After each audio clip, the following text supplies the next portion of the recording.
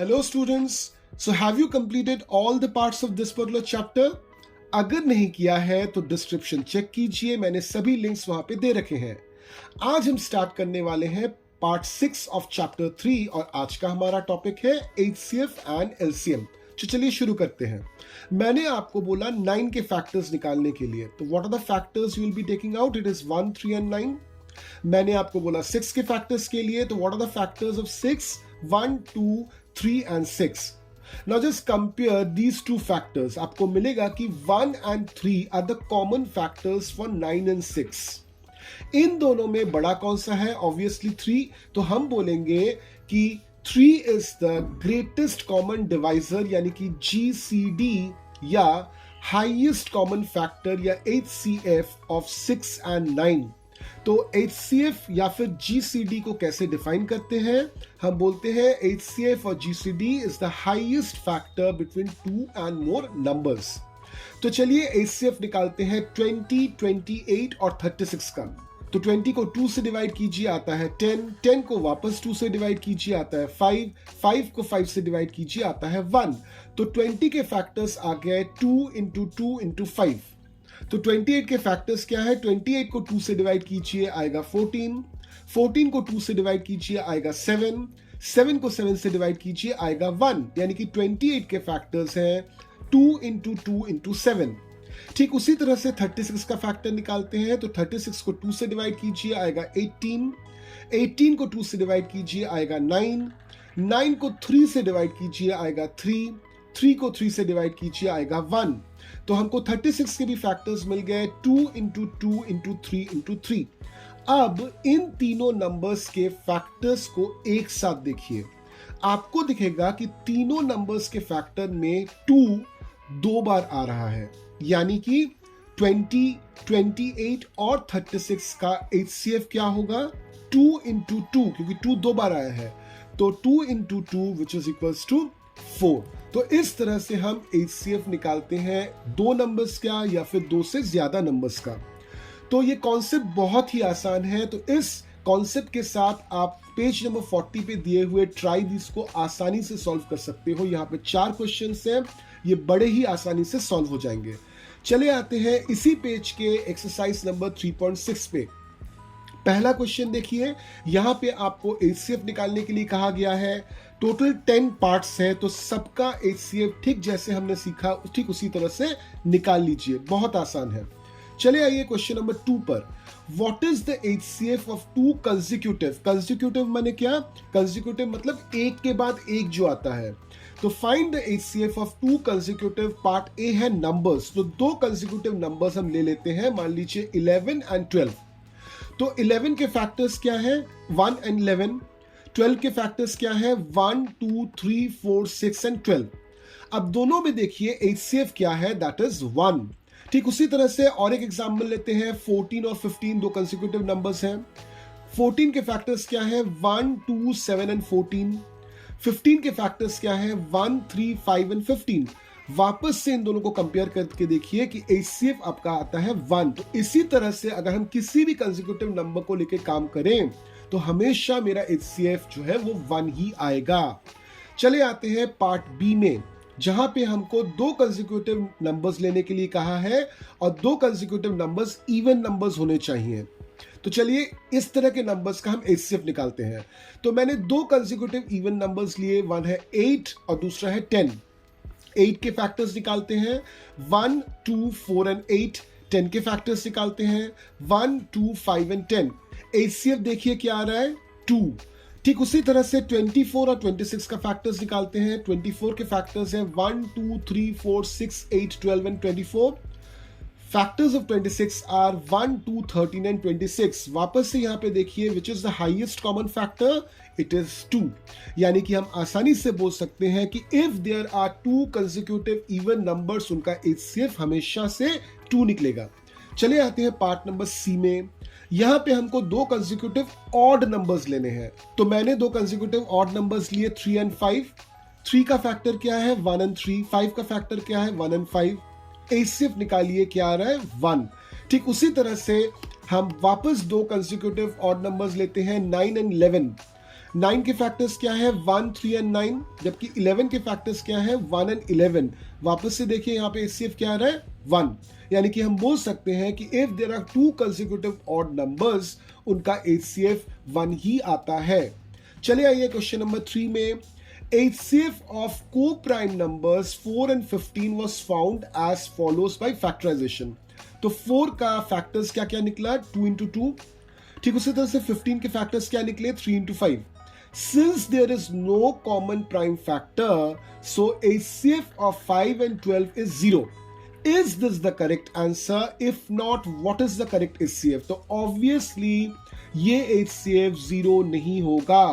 Common factor यहाँ पे है, बहुत ध्यान से देखिए।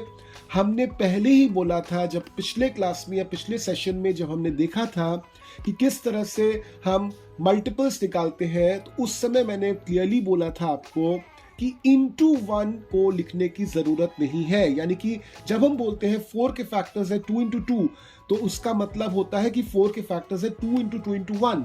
ठीक उसी तरह से जब 15 के फैक्टर्स हम बोलते हैं 3 into 5, तो उसका मतलब होता है कि 15 के फैक्टर्स है 3 into 5 into 1। तो into 1 को हम नहीं लिखते हैं। अब नहीं लिखने का मतलब ये नहीं है कि दोनों नंबर्स के बीच में अगर कोई कॉमन फैक्टर नहीं है तो हम HCF को 0 मान लें।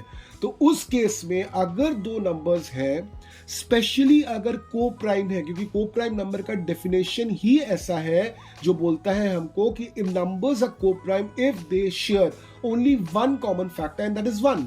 तो ऑब्वियसली यहाँ पे कॉमन फैक्टर 1 है, तो यानी कि HCF यहाँ पे क्या होगा 1 होगा। तो ये है पूरा HCF का कॉन्सेप्ट। मैं एक्सपेक्ट करता हूं कि आपको ये कॉन्सेप्ट पूरी तरह से क्लियर है।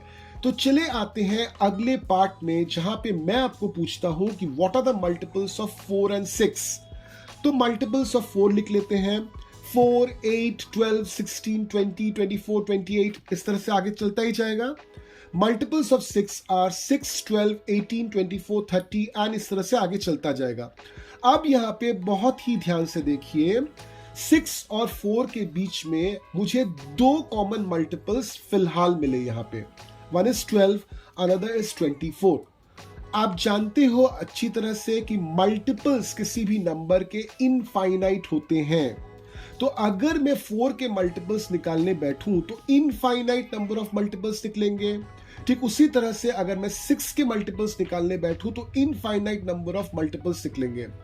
अब अगर 4 और 6 का इनफाइनाइट नंबर ऑफ मल्टीपल्स निकलता है, यानी कि 4 और 6 के बीच में कॉमन मल्टीपल्स भी इनफाइनाइट होंगे।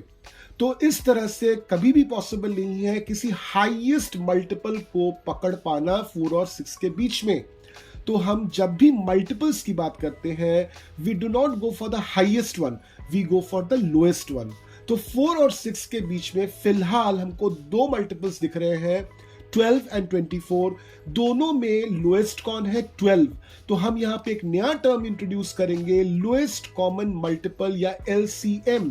तो हम बोलेंगे 4 और 6 के बीच में द LCM है वो वाला नंबर जो लोएस्ट मल्टीपल है, यानी कि 12। So 12 is the LCM of 4 and 6। तो how do we define LCM? We say LCM is the multiple between two और more numbers which is the lowest. ठीक है, अब चले आते हैं पेज नंबर 41 पे और देख लेते हैं एग्जाम्पल 8। हमको पूछा गया है कि find out the LCM of 12 and 18। हम यूज करते हैं प्राइम फैक्टराइजेशन और 12 और 18 दोनों के फैक्टर्स निकाल लेते हैं। तो 12 के फैक्टर्स क्या निकले 2 into 2 into 3। 18 के फैक्टर्स क्या निकले 2 into 3 into 3। अब बहुत ध्यान से देखिए यहाँ पे कौन कौन से प्राइम नंबर्स हैं। तो बेसिकली 12 और 18 दोनों मिलाकर सिर्फ दो ही प्राइम नंबर्स हैं, एक है 2, एक है 3। 2 कितनी बार सबसे ज्यादा आया है? तो देखिए 12 में 2 दो बार आया है, 18 में 2 एक बार आया है। तो कहां पे सबसे ज्यादा आया है? 2 बार 12 में। तो हम LCM जब निकालते हैं तो 2 बार 2 लिखते हैं। तो कैसे लिखेंगे 2 into 2। अब चेक कीजिए जो अगला प्राइम नंबर है 3, वो 12 में एक बार आया है, 18 में 2 बार आया है। तो सबसे ज्यादा बार किसमें आया है? 18 में कितने बार आया है? 2 बार आया है। तो इस 3 को 2 बार बाहर निकालिए, यानी कि आपका LCM क्या बनेगा 2 into 2 into 3 into 3 which is 36। चले आते हैं एग्जाम्पल नंबर 9 पर। LCM of 24 and 19। यूज कीजिए प्राइम फैक्टराइजेशन। 24 और 90 के फैक्टर्स निकाल लीजिए पहले। तो 24 के फैक्टर्स है 2 इंटू 2 इंटू 2 इंटू 3। 90 के फैक्टर्स है 2 इंटू 3 इंटू 3 इंटू 5। अब बहुत ध्यान से देखिए यहाँ पे कौन कौन से प्राइम नंबर्स हैं। एक प्राइम नंबर है 2, दूसरा है 3 और तीसरा है 5। अब बहुत ध्यान से कंपेयर करके देखिए 2 किस नंबर में सबसे ज्यादा आया है। 24 में 2 3 बार आया है, जबकि 90 में 2 एक बार आया है। तो सबसे ज्यादा कितने बार आया है? 3 टाइम्स 24 में। तीनों को बाहर निकालिए। 3 24 में एक बार आया है, 90 में 2 बार आया है। तो चूंकि 2 बार आया है 90 से, ये 2 3 को बाहर निकालिए। 5 सिर्फ 90 में आया है, कितनी बार आया है? सिर्फ एक बार आया है। तो एक बार 5 को बाहर निकालिए। तो आपका एलसीएम क्या बनेगा? 2 into 2 into 2 into 3 into 3 into 5 which is equals to 360। ठीक उसी तरह से चले आते हैं एग्जाम्पल नंबर 10 पर। हमको एलसीएम निकालना है 40, 48, 45 का। तो पहले यूज करते हैं प्राइम फैक्टराइजेशन और 40, 48 और 45 के फैक्टर्स निकाल लेते हैं। तो 40 के फैक्टर्स हैं 2 इंटू 2 इंटू 2 इंटू 5। 48 के फैक्टर्स हैं 2 इंटू 2 इंटू 2 इंटू 2 इंटू 3। 45 के फैक्टर्स हैं 3 इंटू 3 इंटू 5। तो अब यहां पे ध्यान से देखिए कौन कौन से प्राइम फैक्टर्स हैं। तो सब मिलाकर यहां पे एक प्राइम फैक्टर है 2, दूसरा है 3 और तीसरा है 5। अब 2 देखिए सबसे ज्यादा बार किस में आया है? तो 40 में 2 3 बार आया है, 48 में 4 बार आया है। तो ये 4 का जो सेट है इसको बाहर निकालिए। अब की बार देखिए 3 कहां पे कितनी बार आया है? तो 48 में एक बार आया है, 45 में 2 बार आया है। तो ये 2 का जो सेट है इसको बाहर निकालिए। अब देखिए 5, ये 40 में भी एक बार आया है, 45 में भी एक बार आया है, यानी कि एक 5 को बाहर निकालिए। यानी कि आपका एलसीएम क्या निकलेगा? 2 into 2 into 2 into 2 into 3 into 3 into 5, यानी कि टोटल आ रहा है आपका 720। तो ये बन गया आपका एलसीएम ऑफ 40, 48 एंड 45।